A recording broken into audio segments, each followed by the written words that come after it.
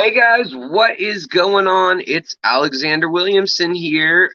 Need to trim the beard, but I am back in my state, as you can see by the hat. The hat will tell you that. How's everybody doing? So I apparently set this thing for 3 hours earlier than I expected because of the time zone when I set it up on the plane this morning.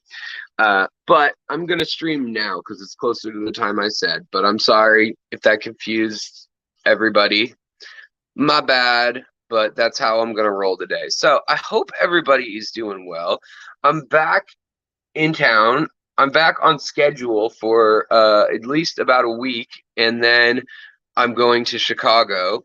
And hopefully that when I'm in Chicago, I'll be able to stay on schedule. Because when I was out of town this round, I was out of the I was out of the modern city conveniences. I was off the grid basically. For a good chunk of the time out collecting, and each day like didn't have service and stuff, but I'm back. I have so many crazy stories and video. I have over 40 hours of video to edit and sort through, including seeing some of the rarest shrimp that there are in the hobby, and seeing a lot of cool native species, and just some nature walks and just all sorts of stuff. So I'm really excited. But Fish and Floral, lovely O'Hare Airport. Good evening. You're down in Chicago, huh? Well, I will be there in a week. I hear you. Sky Dancer, what's going on? Screamin' Fly, what's going on? And good to see you, John Manroe. Thank you for the welcomes home, everybody. Patricia, Lindsay, Sketty Nonia, good to see ya. Asya, hello. Ken's Third and Aquatics, what's up? Welcome. I'm not having internet. Well, yes, I'm having internet issues. I'm having. They're worse than that. It's time zone issues. Being in a different time zone, essentially. I want to show you guys my tanks, how crazy they look from just a week being gone. Well, actually, I stayed 9 days total. So, yeah, it was a little longer than that. But Benjamin, what's going on? Jeff Kane, hello. Street Trash, hello. Aquaballs, what's up, George? How's it going, man? Yes, I'm fashionably late, or 2.5 hours early if I had been on the East Coast time still. Anyways, First Class Fish, what's going on? Greeting and salutations. For Candy. Oh man, I can't remember that one.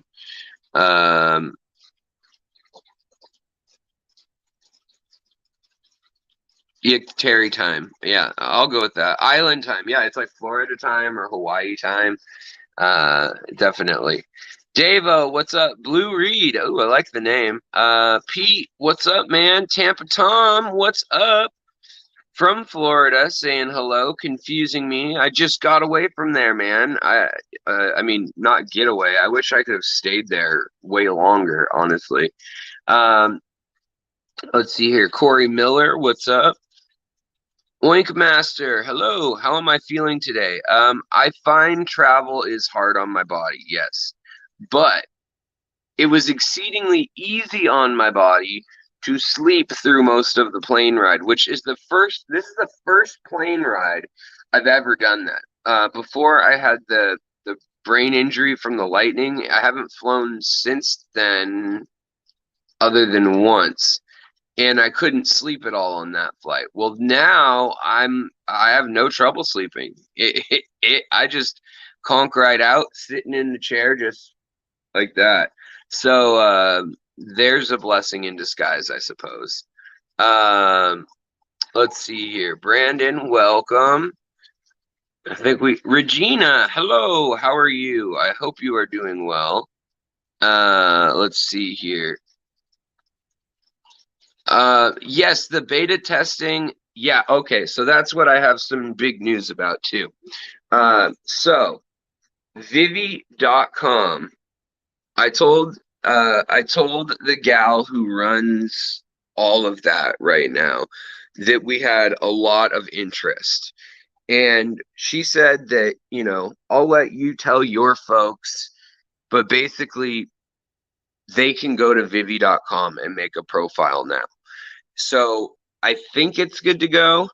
I haven't, I mean, I've already signed in, and so of course it's good to go for me. So it's hard for me to know if it turned on for everyone else yet, but it should let you start another one. So, like, start a profile there. So if you want to become, especially if you want to list your tanks, it should fire up and let you try it out. And definitely, there's all sorts of different resources and parts of the website to check out, including it's going to start with Aquatic Arts, is going to be one of the big people on there, but also the people they've bought from in the past, like independent breeders, and then they've got quite a few other people coming online that they've kind of gotten signed up, and it'll just grow as it grows. But hopefully, you guys can go to Vivi.com, Vivy, and try it out for yourselves. So, yeah. Alex, did you get cold when you got home? Yes, I did. It has been 86 degrees to 94 degrees and humid. And I got home in a t-shirt and flip-flops. I did wear long pants though, but they were sweatpants on the airplane. And when I got out, it was like 60, I don't know, 560 when I got off the plane. And yeah, I came out and the humidity is 20%, like real dry air compared. And so when I came out of the plane, I was very cold, yes. And then I had to take a light rail, um, like you know, like a train thing, tram, up to where I live in Seattle for an hour. So I had to walk like a mile to that, then get on that, then take that an hour. And then I walked to the main mall to get away from where it's in like a high rate zone for Uber and Lyft and all those things. And so then I got to a shopping mall area, got out of that like high traffic area and walked myself, and then got an Uber. So, and then I got home a matter of a few hours ago. Because what happened is I got bumped. Um, and oh yeah, so Guppy Beast, welcome, hello. So yeah, that is the most frustrating thing of all is, so when I gave my talk down in Tampa, and by the way, I'm repping their shirt, their Pasco and Central Coast Aquarium Club there in the central, just north of Tampa.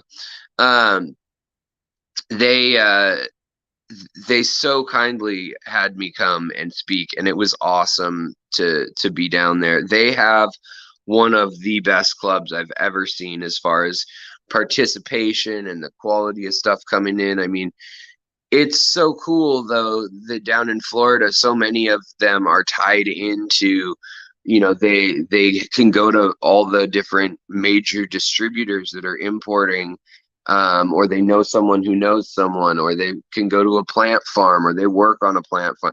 There's just so many cool ties and connections to that whole world that it was extremely cool to see what they had. Plus, it's Florida. You guys, you can have tubs and other things outside of the house. And so I think that, along with just the quality of people involved and their passion, made for probably the best auction I've ever seen. Like as far as just you know, for a monthly auction, the quality of stuff for a swap or an auction, just crazy. And when I got to Florida, I had my presentation ready, but I didn't want to give the same presentation. I like to give a new presentation to every club I come to. I've got about 9 talks that I give total. And the one that I was going to give was the 10 innovations or 10 uh, things, moments, however you want to look at it, that revolutionized aquarium history, or the history of aquaria. And I spent the time the week before looking up all sorts of info on the archaeology um, of the Pasco area, or Tampa in particular, but all the way down to the county. And I went through like 103 different archaeology papers and found 2 or 3 that talked about fishing in particular and the history of um, these fish pens that they had and the types of archaeological finds you see from that region. And so I wanted to retool my talk and add those pictures. So I added all the pictures that I could that were relevant. And then I get there and my flash drive is saved in like the Mac language or whatever, so it won't boot the PowerPoint that I'd saved. So then I had a slideshow saved on a Gmail and on Dropbox, yet their internet was too slow there, so we couldn't even get a 16 megabyte uh, presentation to load. So finally we get it loaded on my phone, and then we have to take a camera that has a 3-second delay, point the camera at my phone, and I'm there trying to keep the computer from freezing, like just by touching the trackpad. And I feel like a DJ. I'm like touching the trackpad, and then I have to go swipe each picture on the phone to go through it. And then I don't know what happened, but somewhere I think around number 7 out of 10, I mean 7 had been done. Just the whole thing goes blue, like the screen goes blue, and that was that. So then I just had to keep going. So I didn't have any of my notes or dates or facts to look at, other than the ones that I had. Well, obviously I had a lot of them memorized, but I didn't have any of that out because of the situation. And I was really, really bummed that like the presentation wasn't as smooth as I had hoped it would be because of that. Like it didn't look as good, I'm sure. Steve Hubbard, sorry, I just saw your super chat, but then I really want to thank you for it. The $4.99 goes a long way. It really does. I'm traveling a lot lately, and hopefully I'm going to get you guys some really cool content. And also, a big part of what I'm doing while I'm traveling also is stocking up on that B-roll, baby. So I'm making sure that I'm getting every shrimp you could ever want to see. When I was at Grant and Shelby Eater's place, I'm looking at native fish and collecting and going out collecting. And I don't know how much that interests you guys, but I'm in love with it. And going down to anywhere in the South, it is incredible the amount of fish you find. So, that's another part of the trip that there's a lot of footage of me and Grant, as well as just me on my own, him and his whole family. Every single day I was in Florida, I went out collecting fish for at least 5 hours, and went to go fishing with a rod and reel. That was there are so many fish in the Florida waters, even the fact that they right now are basically flooded from all the rain. I'd throw my line in, and I was fly fishing like you do in Washington. And I was catching fish every 4 minutes, maybe every 2 minutes, to the point where like it wasn't fun. It was like a chore to land them and then get them off the hook, because you'd get the same bluegills and the same, there's like 3 or 4 fish that you get over and over. And then in between that, you would get, who knows what. Like I got a cichlid. I got a really large gambusia on one cast. Like it was like 3 inches long, just this massive big mama. So it was kind of fun in that sense. Hey, it's Garden of Eater. It's either Shelby or Grant on there. So what's up, guys?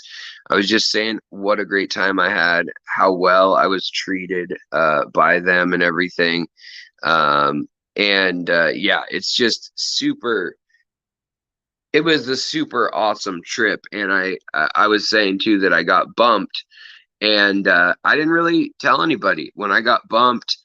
I just got the they pay for a room by the airport or whatever, and then you just can relax until the next morning. So I got bumped and got $350 credit, plus they covered because I bought a direct flight home because I'm a princess. Even though the club had me got me a flight, and it was the day that I had requested. It's just the airline that I wanted didn't have the ticket that I wanted. Like, they didn't fly direct that day apparently, and so what I did was I waited until that flight was up that I was on, and then when they said we had oversold it or whatever, I said, yeah, take my spot. And then I got on a direct flight the next day. So I was a little sneaky. It was a little sketchy, but it worked out for the best. I got home in 6 hours rather than 12 and a half, and super awesome. But everybody at the club was super, super nice. And it was just awesome. The other thing is, I came home to my fish tanks, and they have had a little too much care, if that makes sense. In the last 9 days, here, we'll turn this around soon, but so I have this Aquarium Co-op fry food that's like dust that you feed the babies. And I set out a color-coded chart and a funnel so that, because at the time I just rinsed out my squeeze bottles, so I wanted to make sure that they were good to go. But this was all the way to here, to where my finger is. You see how much there is now? So I don't know where the miscommunication was, but the fish got a lot of fry food, including like the big fish. I think they all got fry food too. I don't know whether my wife or my mom, who volunteered to come out for a day, where that happened. So my wife will be home tonight in a couple hours, and I'll get to see her, which will be great. But then I'll be able to figure out what the heck happened. Because the tanks look okay. I don't see anybody missing or anything terribly awry. But every single time I've ever left anybody to take care of the fish room, I've come back and found that somebody fed way too much food. Without fail. That just happens every single time. So let me turn this around so you guys can see. And the other thing is, like, I wish I had more time down there. I used every second in that place to the fullest. And I'm even counting the seconds that I literally got home from collecting and in the heat, not used to it, that I crashed. I just got back to a hotel and I slept 11 hours. I have not slept 11 hours since I was extremely sick, like a couple years ago, since I had the actual flu. But I mean, the next stop on my trip is AGA, and TSA gave me a real hard time with the plants that I brought this time. So I'm gonna like vacuum seal them on the way to AGA because of the TSA. Hey, this guy's all colored up like it's nighttime. That's odd. One of my that's so weird. Why is he doing that? My pencil fish they're like the and the opposite of headstanders. They're always at that angle. But in any case, so my Persicaria, my plants, they've gone insane. My Persicaria Sao Paulo, I'd never had it grow up and out of the tank, and apparently it grew like a good 6 inches up and out of the tank in the time that I was gone, which is wild. Hey, what's going on, Kenny, man? Good to see you. And again, I just saw it roll in. I think it's still late on here. Denang, thank you so much, man. I really appreciate the super chat, buddy. As I said, $5, $2, a buck, a smile, inviting me to come speak at a club. All of it goes so far, and I appreciate it so much, you guys. Yeah, Benjamin, they look so hungry. You're right. So, anyways, these guys, I had cut the plants down to this. This was the low mark, and they're all the plants have grown back in a week. So I got to figure out what I'm going to do for this tank when I go to Chicago, because all the fish keep getting crowded out. Like, I feel bad for them. Like, I don't know why these ones are hanging out here, because they do have room to swim all the way back and down over here and underneath all of this. But I think they're just bagging at the glass is what's happening now. But yeah, so look at this though. My Ludwigia, I've got it flowering. If you guys can see that, the little yellow flowers.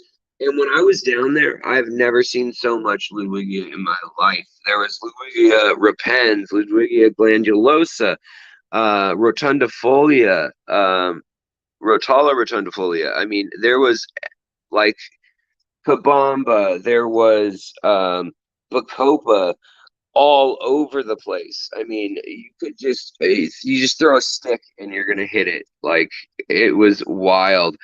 Also, water lettuce on the main rivers. Like, I went on the Wikiwachi River, I went on the Chassawitzka River, and man, Grant showed me a killer times. Grant and Shelby.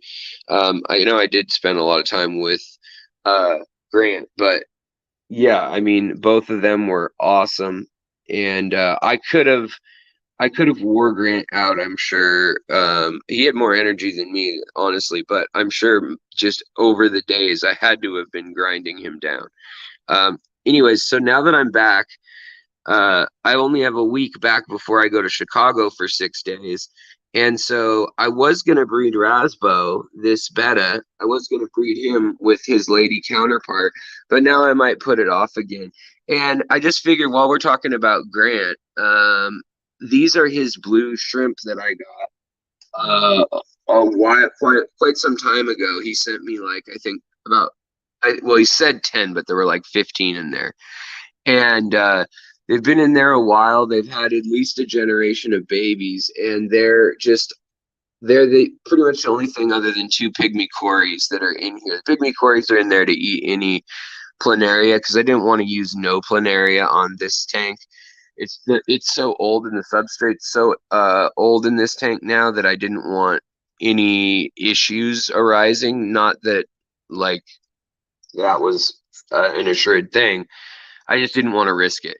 But yeah, you guys can see 1, 2, 3, 4, 5. I mean, 6, 7, 8. Oh, another one's climbing up the other side. 9, 10, 11, 12. I mean, I've got like 50 of the Blue Dreams just going in this tank. My Anubias is super happy, just reaching out, doing its thing. The other plant that seems to be coming to life, and it must be for Alan Bauer, for just before the AGA, is my Logonandra meboldi. Holy cow! It just decided to take off, and it is my favorite plant that I have. It's still a very rare morph. I still haven't ever seen it for sale again. I got this one. Crystal Castleman brought it to AGA, and Alan and I got some. But that silver one right there, that's all silver shimmer on those leaves. And then also this, which now, I was told by William that it was Crispus crispus that was red, but now it might be the Kawagitium, the new one out of there's a brand new species that is always this color red, and apparently it's been showing up in the hobby as, you know, people calling it other morphs of other things that are red, whereas it's always red. And so people just didn't know what to call it, and so they assumed it was a common one. So now I'm really curious to find out, and I've seen it flower, and that's why I am suspicious. If I hadn't seen it flower twice, I've had it come up flower and go to seed twice, and I gave seeds to the people at my local club, and I'm so bummed that this thing is not coming up to flower a third time. I guess you can't force it, but because I wanted to bring them to AGA. I mean, they would have been such a cool prize or gift or whatever you want to call it. But here you can see we've got flowers, immersed growth here on all of the Ludwigia repens that's growing out. You can see they're really pretty little soft yellow flowers.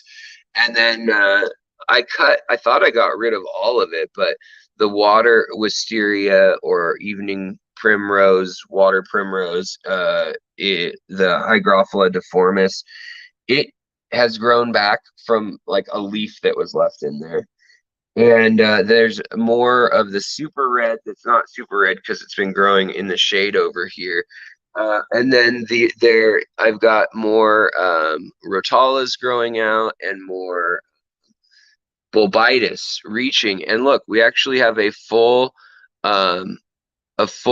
non-aquatic curly Q, a little fiddlehead that has come up and out, which I'm excited on. Now, I cleared all of this red root floater and this tricolor red root floater. I moved out of here before I left. And as you can see, I just moved some aside. It's dying underneath because it's stacking so high and flowering so much. So while I love this light and all that jazz, it's just so powerful that it's always causing the tank to grow so fast. So I don't know what the cure is. If I'm gonna actually throttle this light down so that that's not an issue or what. But here, yeah, you can really see all the shrimps, and some of them are they're blue Riley or blue Riley genes, which I'm pretty stoked about. So I'm gonna try separating them. But let's see. Oh, we got another $10 super chat, and Tato De Panda, hello. Your first time making it to one of my live streams. Glad you're here. Well, I'm so glad you're here as well. So the fish room doesn't look terrible. I mean, stuff's in kind of disarray because I think somebody stood on the bed because they couldn't reach like I can the top tanks. I think this tank, which I'm redoing right now anyway, is just keeping the substrate, and these buckets, which have shrimp in room temperature, just seeing how they do.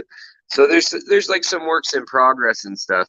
But I mean, when I look around, I see that like my Stiphodons, they're all happy and sassy and doing their thing in here.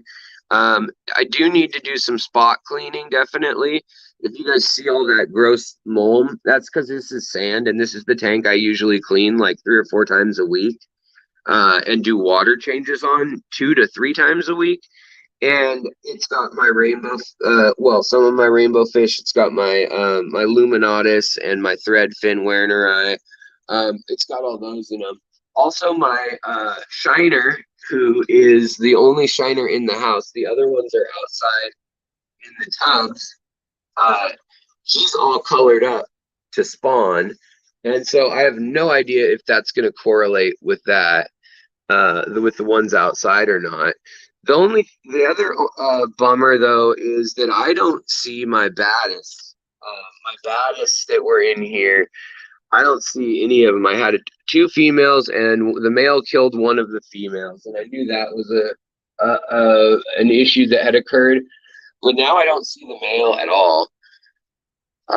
So that's frustrating. My prize rice fish, the red cap, doesn't have a red cap right now, so I think he's pretty stressed. I think they need a water change. Now my scud tank, that is just like I put old plants in, it's doing really, really well. Alexander Curry, hello, welcome. Um, hey, Lori, what's going on? It's good to see you too. Sorry, guys, I'm a little delayed here. A little excited to be home, a little sad to be home, but everything's going good. I need to get everything reined back in. Or Wei Wong, what's up?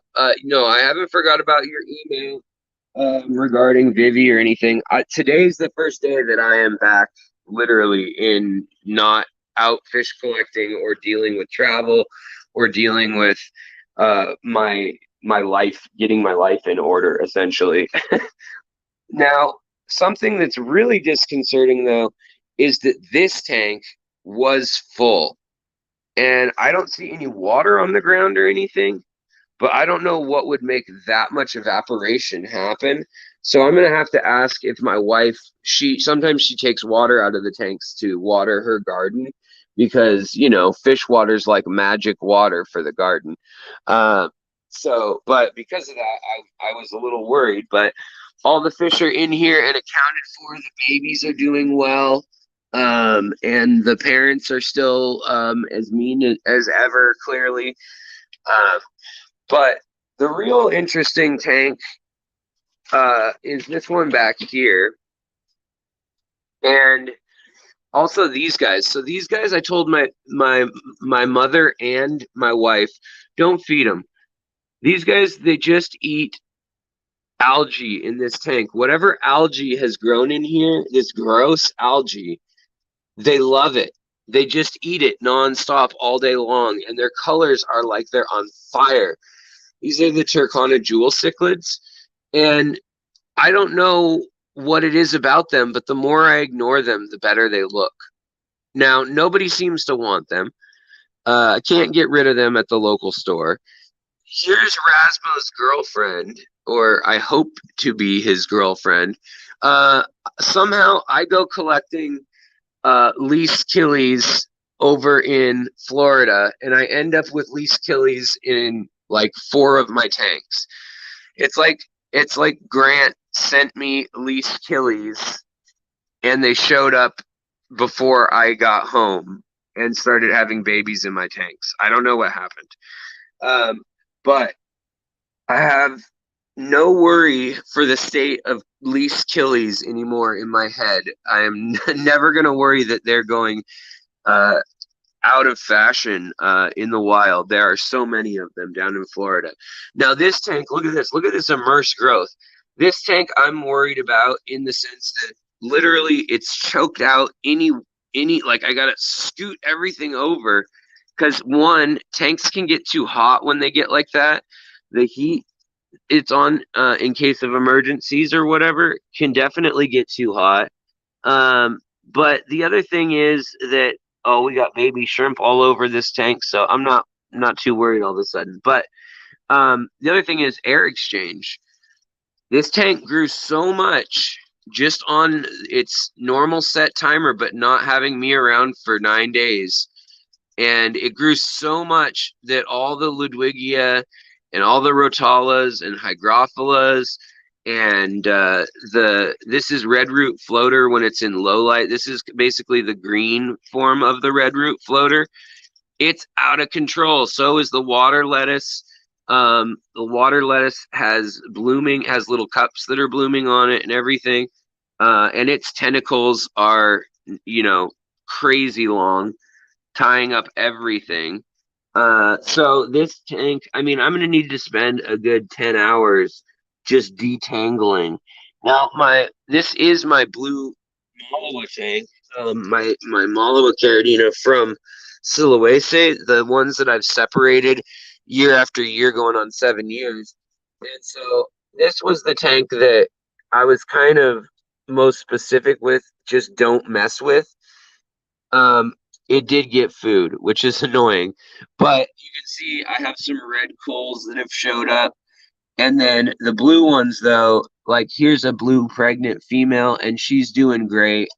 If you guys can see her, she's got white eggs, and she's bright blue. So she's doing awesome.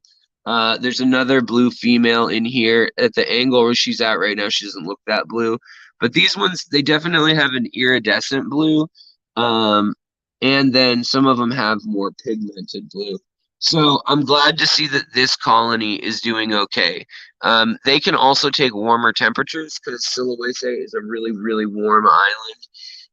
And so I mean, that's a good thing for the rebound on that tank, even if it got kind of crowded in and the oxygen exchange got screwed up.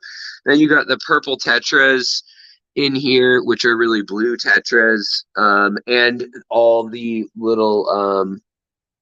Serpa tetras or red phantom tetras rather in there.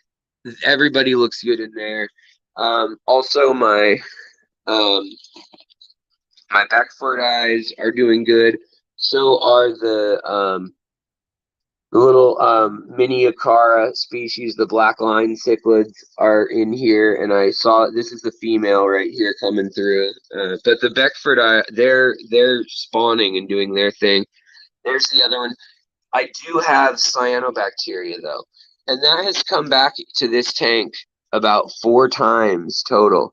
Now, each time I've treated it with erythromycin, like half a packet for a 20-gallon, and it's gone away for about 2 or 3 months, and then it comes back.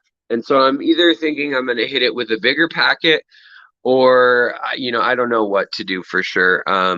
It's getting too much. There's too much silicate and phosphates in the water for it. Is what's going on because there's a very light fish load for a 20-gallon in here. Also up here, my betta faults that I didn't, or betta rubra rather, that I didn't know existed for a while. These babies, they're growing up and they're starting to show their patterns and colors. So I'm starting to see the red on them and the blue and red that they get and the purple on their head. And then the kind of markings down the side, they're looking good. So yeah, I mean, most of the tanks I think are going to be are in pretty good shape. My inlay loaches are getting giant. I mean, they're 3.5 inches now, maybe 4. And the rosy loaches, the CPDs, the erythromicrons, the thick-lip gouramis, everybody seems to be doing okay. The only thing is the light wasn't on a long enough timer that compared to what it usually is. And so a lot of mulm has built up. So I need to go in there and actually, also these guys are doing great. The only problem is I just see the 2 males right now. And I'm hoping the female's hiding somewhere with babies back in here like she was before. That would be great because Alex sent me these, or no, Luke rather sent me these from California, and I love Nanochromis. They're so pretty. They're such a cool fish. But the 2 boys are out, and I'm really hoping they weren't picking on the female like they have been sometimes. So we'll have to see where she's at. I mean, I've only been looking around for a little while. Last time she was down back in here. But what's interesting is that the Bacopa that's all up towards the top, it's all dying underwater. It's doing great above water. But the Bacopa, and look at all that stuff. It's been reduced to sticks. All my Rotala atra has just been chewed all the way down to nubbins. And I don't know whether that is my loaches working on that or the fact that, where is he? The Siamese algae eater might be up to no good in here again because there wasn't enough algae for him to eat. Usually with the high light on this scape, usually the algae grows on the rocks and that's what the Siamese algae eater eats. But I think because the light was only on 6 hours a day that he ran out of that. That's my guess. In any case, let me pay more attention to chat. I just wanted to give you guys kind of a rundown that there's no major crisis or emergencies or anything in here. The bettas in here are doing good. They're in with some guppies. Also, the shrimp that are in here, they're doing good. The ones that Grant sent me way back. The ones that survived, the Stardust and the Tangerine, and then there's the mix of whatever they are. They might even be a Tangerine Stardust mix. He doesn't think that they would be a raccoon or a tangerine. He doesn't think that they'd be a serrata mix, but they're a yellow or and green color. I'll have to get some up close shots and send them to Grant because they're kind of cool looking. They're yellow in low light, and then they're green in highlight, and then they've got kind of the cheetah iridescence patterns on them. And then up here we've got all the chili rasboras and my longfin. They're getting to their full potential, which is great. And it's not because they were fed. This tank was told also exclusively, do not feed this tank. And that's because it's all full of the smallest nano fish, and they can eat whatever it is that pops up in the tank. So we've got like the little green pencil fish in here. We've got Phoenix rasboras, chili rasboras. We've got what is their name? Not Trigonostigma, and some Fongzi rasboras.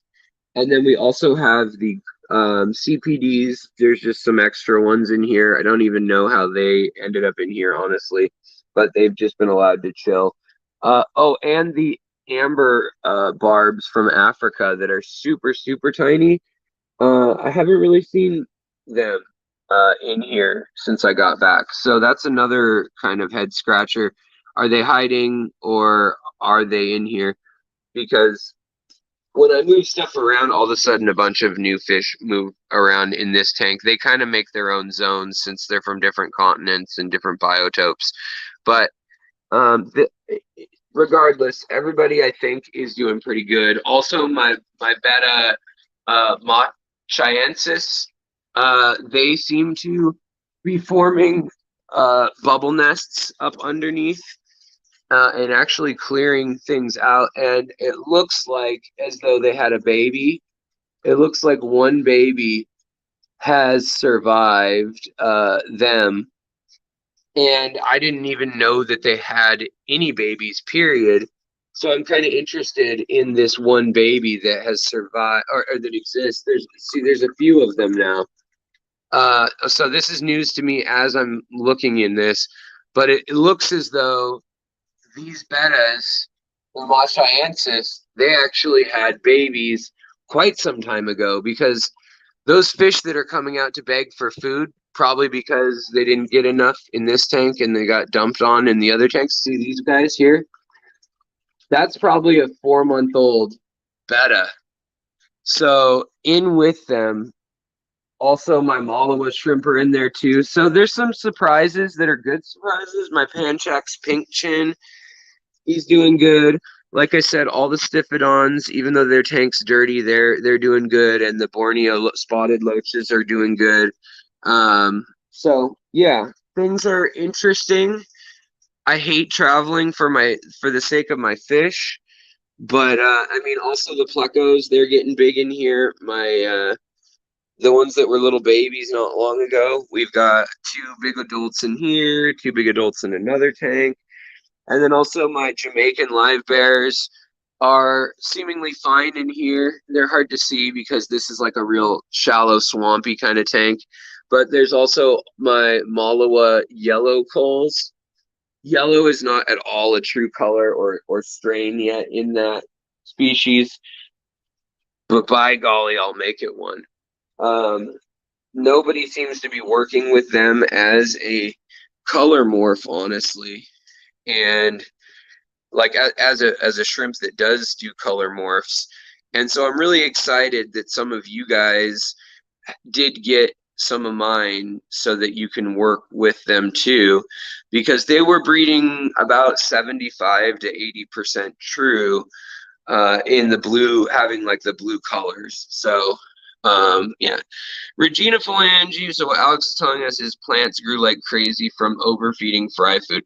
Well, honestly, that probably did spike the it probably did spike the ammonia or nitrates, nitrites, unfortunately. What causes holes in leaves of Anubias and Crypts? It's either a lack of it's usually a lack of potassium, honestly.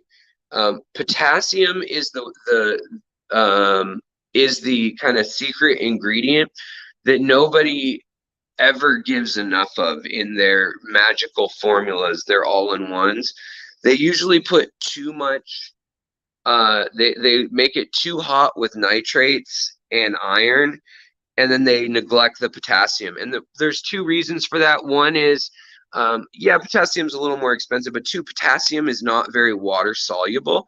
It actually needs something to bond to be emulsified in a or suspended in a liquid. And so, yeah, there's that. Most people don't want to do that. They don't want to pay to have the emulsification done with a lipid.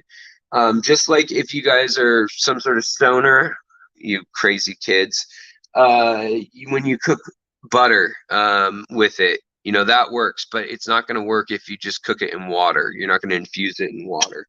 Same idea.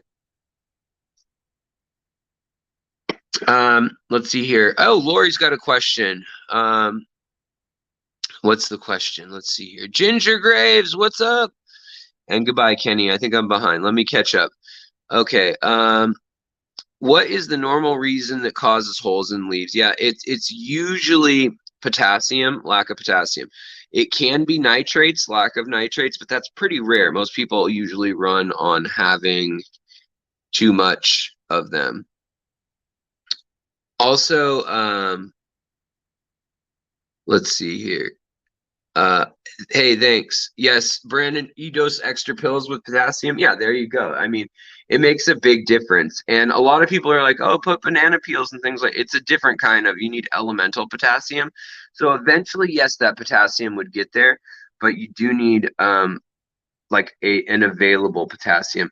You know what, guys? You know what I'm so frustrated by that I'm seeing now? I have a prayer plant and it was flowering. It was flowering. It was happy. And now it's all blech. So my wife literally watered her plants while I was gone and didn't water my plant. Denang says, light length is a real debate. Yes.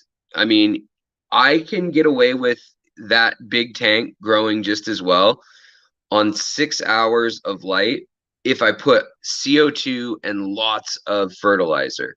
If I go way back on the fertilizer and don't have CO2, I can have that light on for about 12 hours before algae starts creeping in.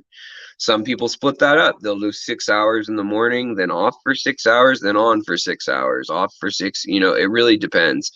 What's your best advice to get rid of blackbeard algae? Honestly, the best thing I've ever found for blackbeard algae is you get reticulated Siamese algae eaters when they're young, like when they're an inch or an inch and a half long. They're the ones that are all silver, but you can see each scale, like their scale looks like armor kind of. And those ones have a black diamond right on their tail.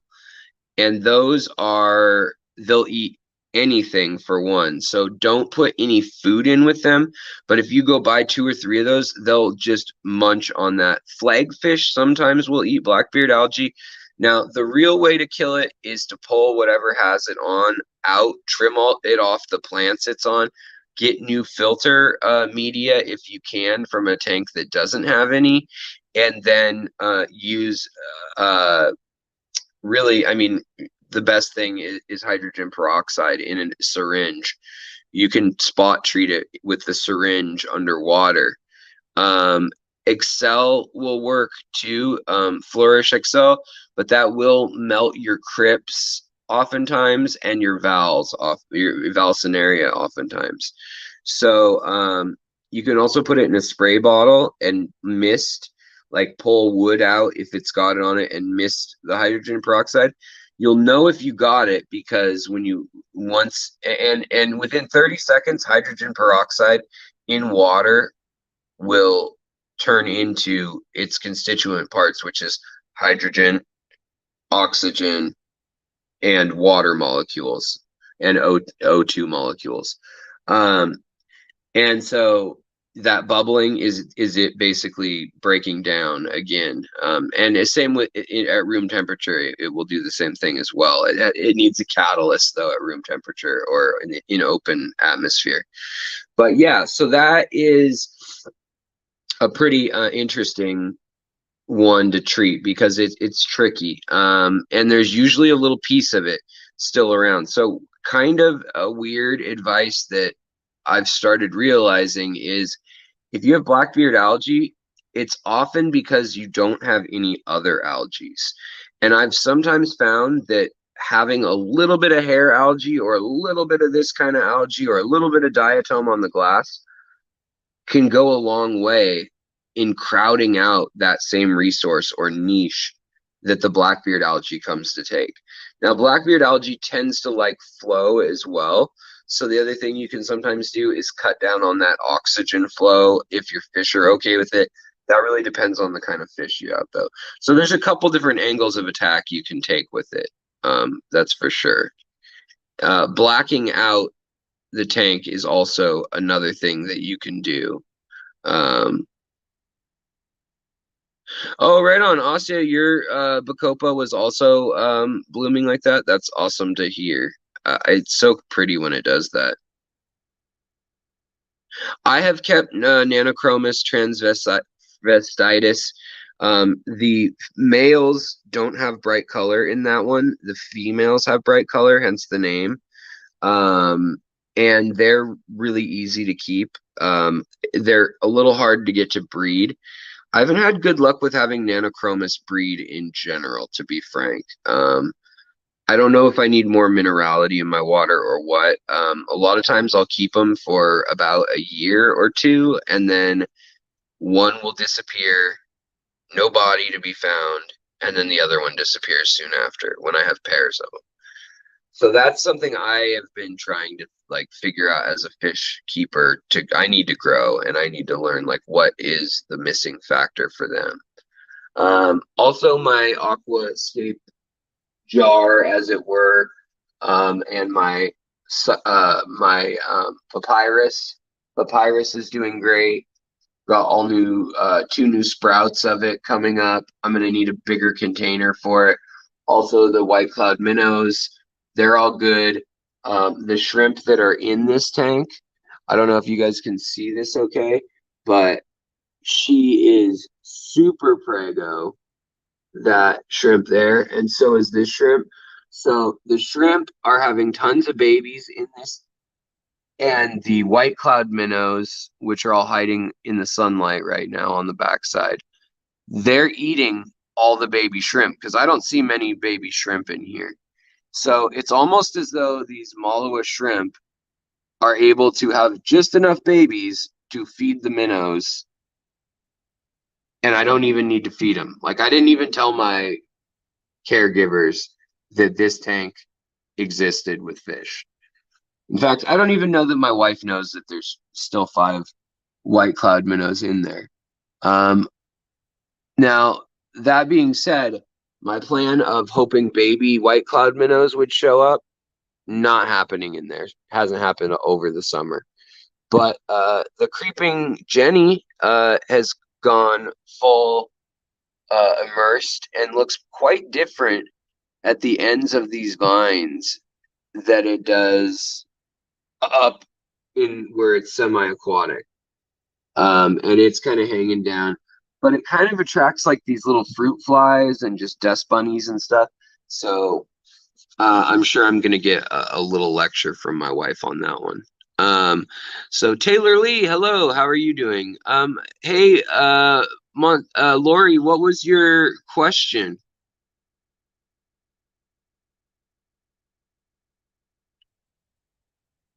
I think I missed it. But so anyways, I've got all this footage of I mean, I've got over 40 hours, it says on my phone, just in Florida.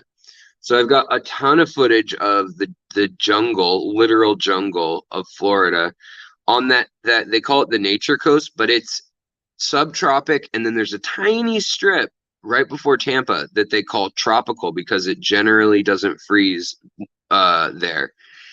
And we went there to the Chaswitzka wildlife sanctuary, the Homosassa one, and the Weeki Wachee one. All were beautiful. All of them, I got mauled by mosquitoes, just annihilated, and had a great time. I mean, it was really fun. I had steroids, prednisone, ready for the inflammation that ensued, which was good. But yeah, I mean, that was just such a treat to go out there and to see the tannic water, to see the biotope that you would want in a fish tank, like for angelfish, like 74 degree, 78-degree water, TDS of like 40 to 80, and black. I mean, so black that it's red. It comes out, and even in my critter container, there's some video where I couldn't even see through an aquarium co-op like catch container. The one, like, if you guys don't know what I'm referring to, that they go by like Lee's. Also, like Lee's was the company who made them first, and I think honestly, I think Aquarium Co-op may just be manufacturing them by Lee. I mean, they're the same exact size, and instead of Lee, they just say Aquarium Co-op now. But these things, I love them for the fish room. Not so good for fish collecting because they get all scuffed up. Acrylic just or polyurethane variants and things, they just get scuffed, and then you have a hard time getting the shot on the fish. So the other thing is, I have all this footage of me collecting, and I did some collecting where I gave myself like 30 minutes to catch whatever fish I could. And I'm running around crazy. I went to an RV park, and I met this crazy guy who wanted to have like themed birthday parties with dinosaurs and stuff. And he had this big old pond, and he needed help with it. And the guy poured in 5 gallons of methylene blue and 5 gallons of potassium permanganate. And I guess 10 years ago, he poured in 5 or 10 gallons of Drano that was pre-mixed to kill off algae. So I meet this guy. I talk with him. He was, yeah, I met a crazy guy in Florida. Weird, huh? And this is right on the edge of the wilderness park of the Chaswitzka Wilderness. And Grant and I went there, and we went to go see the blue holes that are in the middle of the forest. So you walk in like a mile into the forest after you've been driving about 20 minutes on dirt roads or whatever. And then the forest opens up, and there's a hole maybe 100 yards across or 50 yards across. And it's a 400-foot deep cave that then goes underneath the cursed limestone bedrock and goes into the aquifer. And so there's literally hundreds of miles of caves, and there's like bodies. There's the Grim Reaper on a sign, and there's just bodies underneath this place. Like something like over a dozen people in the last 10 years alone have died in that one cave we went to. And we didn't go down there, obviously. It's for the most skilled scuba divers in the world, because you have to hike your scuba gear in, and then it's a chimney access, which means you have to like put your tank over your head and like either not breathe it or breathe it with it in front of you and squeeze through. And you're not going to make it if you're like over 5'10", you know. It's for small folks to accomplish, but it was crazy. The whole thing was flooded, and where it's usually this kind of pristine looking crystal blue from the water coming up, it was like tannin red around the side and then murky muddy, and then there was some blue in the center. So we have so many, I mean, I have so many cool things to show you guys, and I'm just trying to wrap my head around, like, how do I show you guys these things? Am I going to release it over the next few months? You know, we did an entire really thorough tour of Grant's over at Garden of Eder, Grant and Shelby's, all their stuff. We're going to wait until Aquashella to release that video. And I might even need help with an editor, because we went 4 nights, night after night after night, to film and to get it covered. He has 378 10-gallon tanks, and then he has like 65 300-gallon totes or ponds, and then he has a 14,000-gallon pool, and he has a hot tub too. So it's just wild how many spaces he has, and he's building another 90 10-gallon racks in the middle of their living room. It's just insane. Also, by the way, if anybody wanted to get aquatic art stuff, the codes have changed, and they're now Alex15 and Alex10. There was a misunderstanding last month, and the codes didn't come out like they weren't working. So if anybody did want to get fish there and wants to save 15% or 10%, and then with the 10%, we'll do a drawing in the future. We always do the drawings. I'm on them because I want more drawings than we've been doing. Like, we've been doing them every 6 months or so. We used to do them every 4 months or 3 months. And so we'll see. They're under new management and everything. And he seems very willing to work with me on a couple new project ideas. So we'll see what happens. Like Master Supreme, Alex, I asked a question, a member question earlier at the beginning of the chat. I had asked about any particular type of small to mid-sized plecos you'd oh yeah, I'm sorry about that. Member chat must not be showing up on StreamYard. Add it to the list of other problems that have been going on. Also, I see real quick, there's more people asking about the beta testing of the fish website, where you get to make your own aquarium setup and add pictures, and then add the animals that are in it, and write about your substrate and all that. And then you can share it basically like a LinkedIn, and you can like have someone, for instance, like me, you could just send me a link and be like, hey, I don't know what went wrong. Here's the info on my tank. And it's all the info in one. But then what's going to happen is it's also going to give you, if you want them, suggestions for fish that you compare with your fish.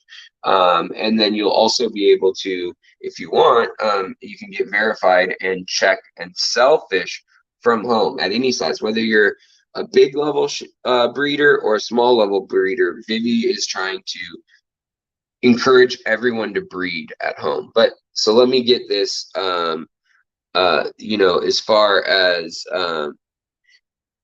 oh, you were scooping, yeah, Oink Master, you were checking out Aquatic Arts for, you know, they have a good selection of plecos. Their leopard frog plecos aren't the cheapest. They're like usually $54 to $65 a piece.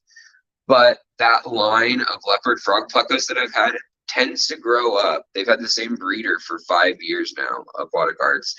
Tends to grow up very banana yellow, and then the body dark stripes. And a lot of them grow up washed out. And it's something about collection points, I'm sure, but also probably about nutrition somewhat. I'm sure it's 50-50 type thing. But those are awesome. They're really not that hard. They like slightly warmer water, and by that I mean like 78 or 80. And they need like some bloodworms or some sort of meat in their diet about every other day. Other than that, but I really like the leopard frog pleco. They stay like under 4 inches, and then they just get fat, and they're really cute. They hide when they're young, but when they reach about 3 years old, they'll come out onto the front of the glass. Even in my planted tank, they're hanging out frequently. Let me see if there's any out right now. But yeah, those are great. The 333s are good. The 207s are good. Starlight plecos, those are a great one. Any of your oh yeah, he's out right here. So that's full grown. I mean, that's a male, and he's only about 3 inches, 2.5 inches, and but he's full grown. He's got the leopard stripes, the yellow and the black. I'm trying to get the glare to not show up, but it just does. Oh, and here is, by the way, that is the algae eater you want too. Well, now it disappeared. I need to trim this tank tonight again. I was hoping to trim it for the AGA in Chicago, which is coming up. And for everybody other than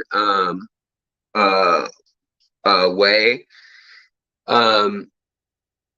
I have you can go to Vivy.com, VIVVY, and sign up and set yourself up as somebody with set your profile up, try it out, let me know how it goes. They literally turned the key on that going public just like 2 days ago, and they haven't told anybody officially. I think I might be the first one to know. I might get a little bit yelled at for this, but it should be pretty good. The rubber lip plecos will survive. They can produce a lot of ammonia, so just make sure you give them a lot of you give them a well-planted tank. You don't have a colony of like 6 of them. And depending on which rubber lip it is, there's about 6 that are in the hobby that are called that. Some can get a foot long. Others stay pretty small. It's a problem they have with naming them and knowing, because when they're babies, it's super hard to know if they're wild caught. If they're not wild caught, if they're bred in captivity, then don't worry about it. Just listen to whatever the person said. Oh, sorry, Michelle. I'm sorry you're in pain. I hope you feel better, though, and take care. You need to move some mystery snails. And are you trying to get me to sing? I need to move those mystery snails. I need to move these color TVs. But yeah, I mean, that's what Vivi's gonna be for is yeah, so I was gonna say, wait, I'm gonna forward your email to the head of all that, because I know we talked. Yeah, people have figured out how to breed rubber lip plecos, yes. And pretty much every pleco that I know of at this point has been bred by somebody. That doesn't mean it's easy, but it's been bred by somebody pretty much at this point. So yeah. Hey, what's going on, Silver Creek Aquarius? Good to see, or Aquatics, good to see you. I'm also excited to figure out who I'm going to see in Chicago at AGA. I won't be as busy as Florida. Florida was just like, I have to go collecting now, all the time. And so I was up some days before the sun and out on my way to collect, and then out until the sun went down. Other days, I was so tired from doing that that I slept until 2 p.m. and then I'd do it for 2 more days again. So I don't know if it was the most effective use of time in that sense. I probably could have just slept like a normal person, collected like a normal person for 8 hours or whatever. But I tend to do things in that like crazy manic binge of a hurry. Yeah, oh, gold nugget plecos, green phantom, and blue phantom plecos. Those are more that don't get huge. They get maybe 6 inches at the very biggest, and honestly, more stay like 3 to 4 inches in most tanks. If you got them in like a 40 breeder or something, those are some really beautiful and cool plecos too that I highly recommend. But the starlight ones are probably or twilight or starlight, as they're called a lot of times, or the blue seams.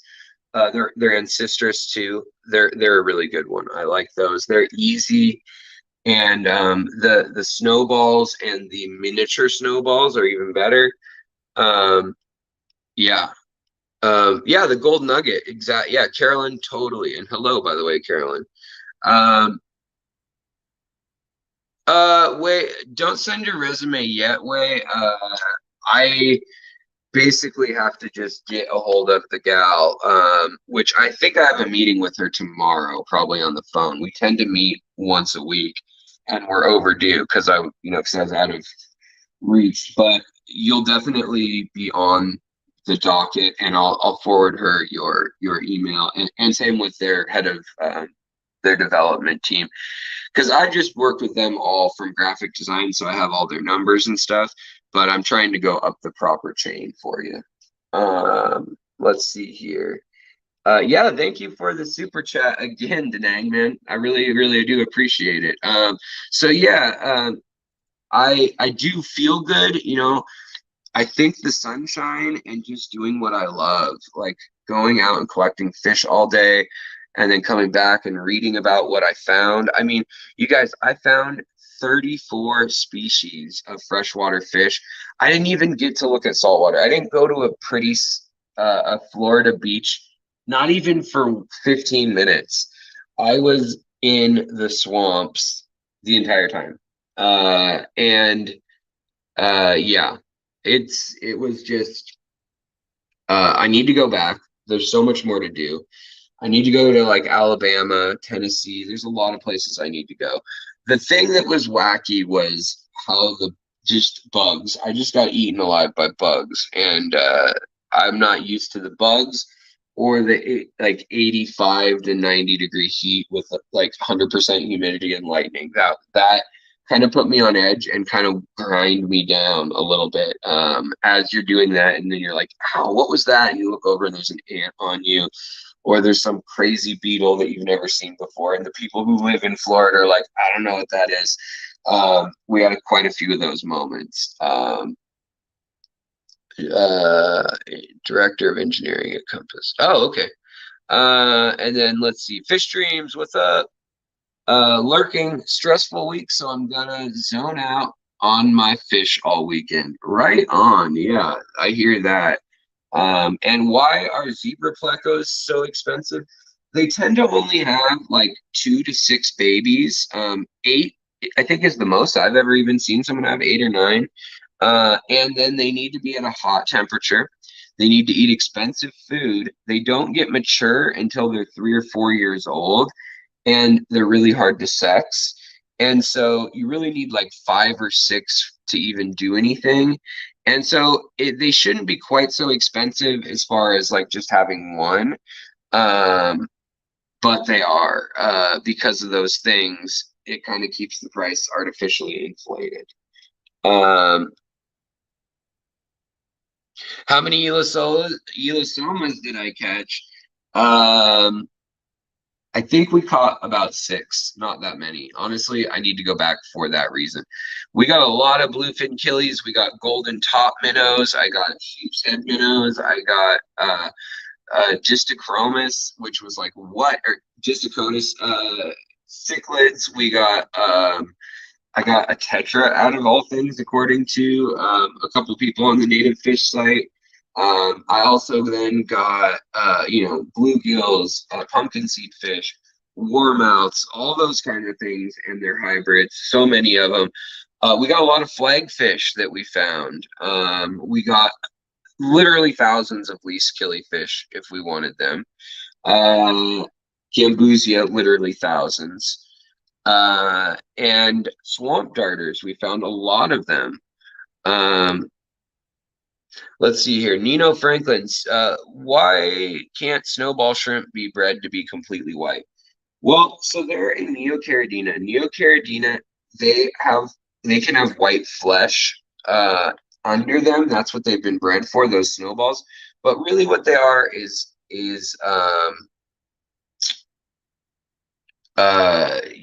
they're really a clear shrimp, honestly. And the white is more their organs and tissue looking kind of foggy. and they're a Neocaridina palmata naturally, rather than a Davidii or Zangengensis, which are the two that are like your blue dreams and your red cherry shrimp and stuff. But you'll be happy to see some of the incredible like stark white shrimp that Grant has. And there's several ways to make those from the Caridina shrimp. And he's getting way better at I mean, they are in the hobby. These shrimp are getting way better at surviving in, 200 TDS. So you don't necessarily need RO water if you're in softer water, or maybe you can fudge it so they can live with Neocaridina shrimp kind of thing. Or maybe even just buying a bottle, like a gallon jug of distilled water at your local CVS or Walgreens or whatever. You're able to then cut your normal water with that, and it'll still be doable. So I've asked the Garden of Eater, Shelby and Grant. I've asked them a bunch of questions. I hung out with them so much. I mean, I was supposed to go see Lucas too, and there just wasn't time. I was supposed to see so many folks, and I wanted to see everyone, but I didn't have a car for one. So you're kind of limited to that. And then my buddy of years who married my wife and I, my lawyer and best friend, happens to live not even a mile. Like I think we counted 16 houses from Grant, just by dumb luck. So I stayed there, and I had his car some nights and stuff and could go over to Grant's and whatnot, but I didn't really have like a rental car. And so I need to go back just with a rental car and make some more time for going and seeing folks, because there's so many people with crazy fish rooms down there, and there were so many kind people at the meeting and just that I know from the channel, that it just sucks that I didn't get to see everyone. But I tried to prioritize. I need to get stuff that's going to be interesting footage that I can only get in Florida, like collecting these tropical and subtropical fish and plants, and seeing the biggest Caridina shrimp breeder in the country, most likely. I guess I don't know that for a fact, but I don't know of anybody bigger breeding them themselves. And also lots of turtle footage and some alligator footage and frogs and lizards, stuff like that. And that way, my thought is that if I prioritized content, then everybody who I didn't get to see at least gets to see the content, because I had 18 DMs from people, and there's a few people, like Brian, that I really wanted to see, and that it was only like an hour and a half or whatever away, but getting a car down there or rental or an Uber for $100 or whatever it would have cost, it just didn't work out. It just worked out that there was so much to do in the area that I was at. Literally, I just want to go back right away. So sorry to those of you who I didn't see, but like Lucas was like, "Oh man, you're not coming to see me." So I need to go see Lucas up and he's 2.5 hours or 2 hours north of there. So, I mean, there's just so much unfinished business in Florida. I could easily spend a few months there just doing stuff. I mean, I didn't even touch the saltwater side of things, and it's crazy down there. There's all sorts of manatees and just cool stingrays and beautiful tropical fish. And every time I've been to Florida in the past, that's what I'm focused on, is those things. This time, I spent the entire time in the swamps and in the lakes covered in grass and lily pads and chirping baby alligators. And I could spend another month doing that. I don't know what I'm going to do. I'm going to have to tell my wife that, honey, I know you lived in Florida for a decade, but I need to go back. She's not so big on it. But yeah, Tampa Tom, what's going on? Yeah. So guys, I think I'm gonna probably wrap up tonight's talk. There may be an extra talk. Hopefully I'll be dropping some videos soon. Vibes Aquatics, what's going on? And Craig, good to see you, man. Would I rather come to Florida again or Peru? Well, right now I would rather go to Florida again, because the heat and everything, I know it wasn't as bad as Peru, and it still sucked the life out of me. I was drinking like 3 Gatorades and about 2 or 3 liters of water and about 3 or 4 Dr. Peppers every single day. I wasn't eating right though. I was pretty much not eating until 7 p.m. or 8 p.m. every single night. Because I just wanted to get out there and go collect. And then when I did eat, it was like Wendy's and like junk a lot of the time. But I wouldn't trade it. Like I got so much done. And now I'm like, is it footage that anybody wants to see? Like me walking through the woods and like looking at orchids or looking at yes, Peru probably does have better food than Florida. Uh yeah, I do like Peruvian food quite a bit. So I do have plans to go to Peru, but this is kind of my practice also with my spine surgery. I mean, to be frank, guys, I was told that I might not ever walk without assistance or a wheelchair, you know, never get around again.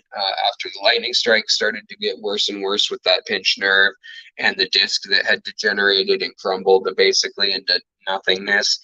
And the successful surgery that I had in February, which we didn't know until April that it was really taking hold.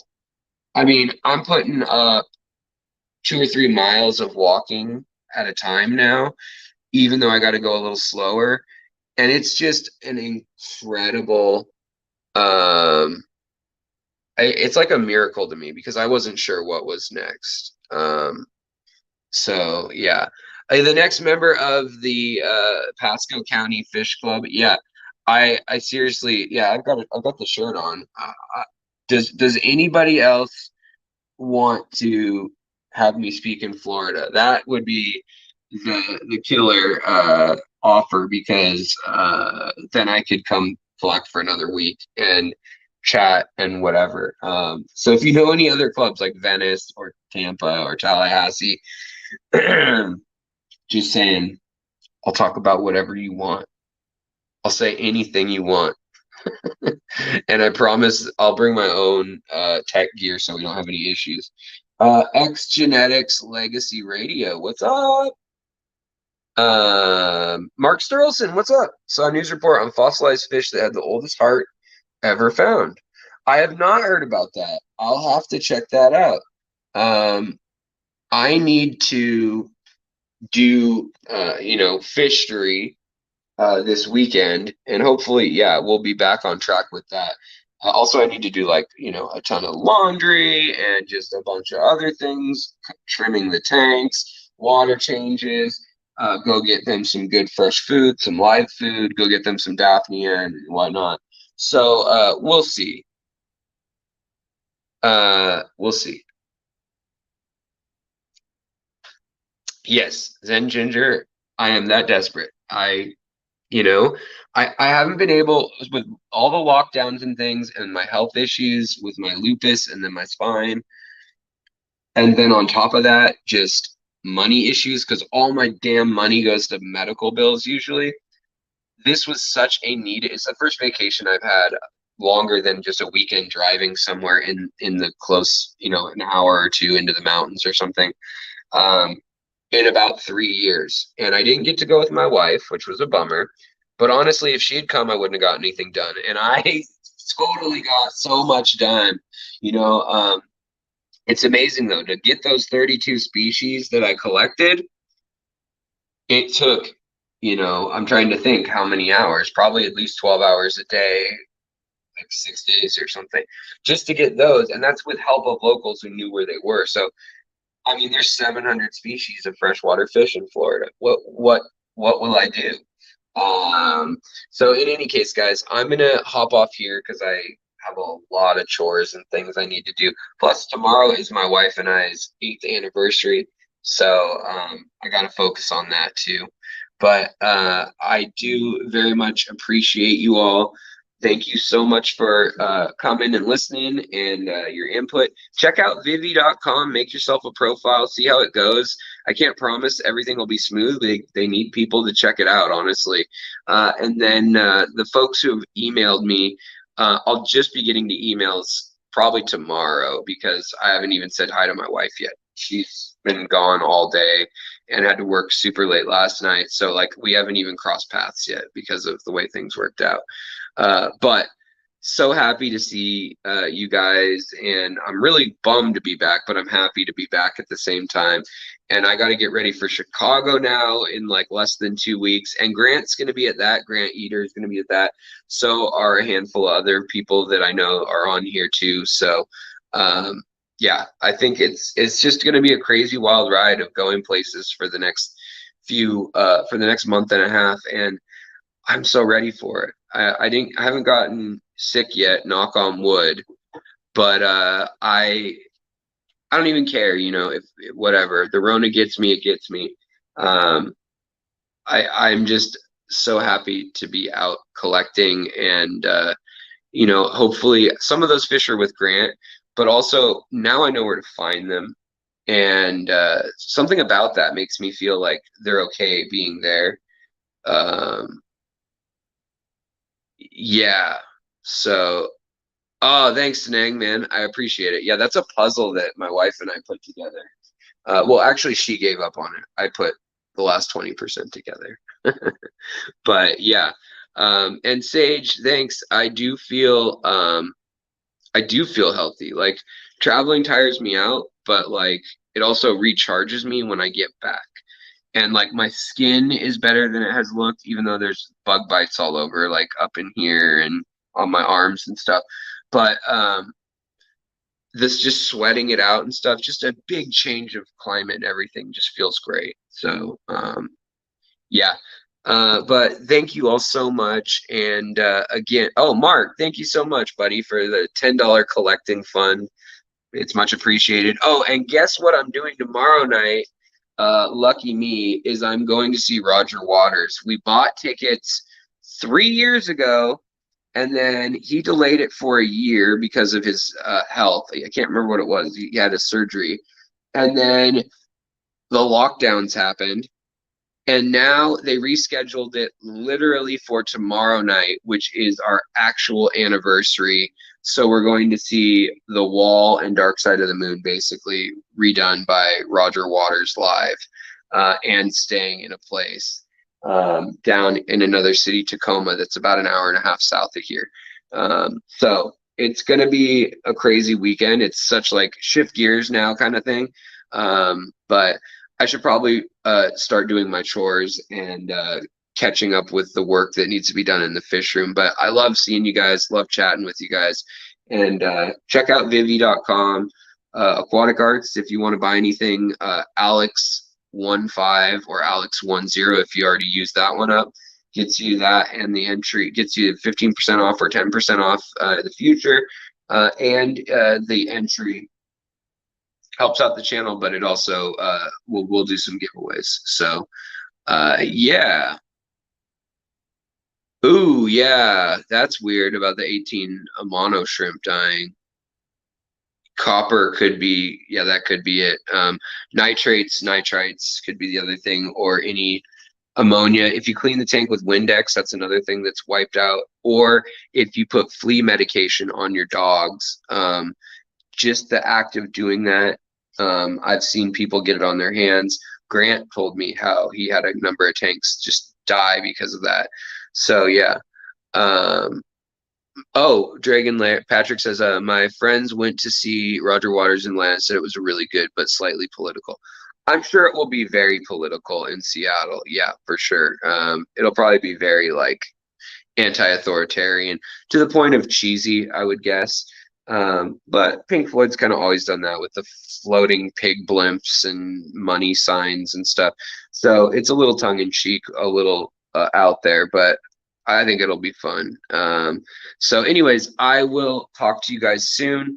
I'll keep posting on the Facebook page. I will post an album in the group for this channel of some of the incredible pictures that I got while I was there. And then if you guys have seen me on the Native North American Fish page, I've already been posting my finds there to get some assistance with what some things were when they were babies and stuff, or I just didn't know what the heck it was. And it turns out, oh, it's a cichlid, you know? So yeah, but have a great night, you guys. Thank you, mods, friends, super chatters, lurkers, replay crew. You guys rock. Hopefully we get back in the swing here. get the channel, getting the content going back again as we get into the darker months. I'm excited for what's in the future, and you guys rock. Thank you for the support. I'll talk to you later. Bye.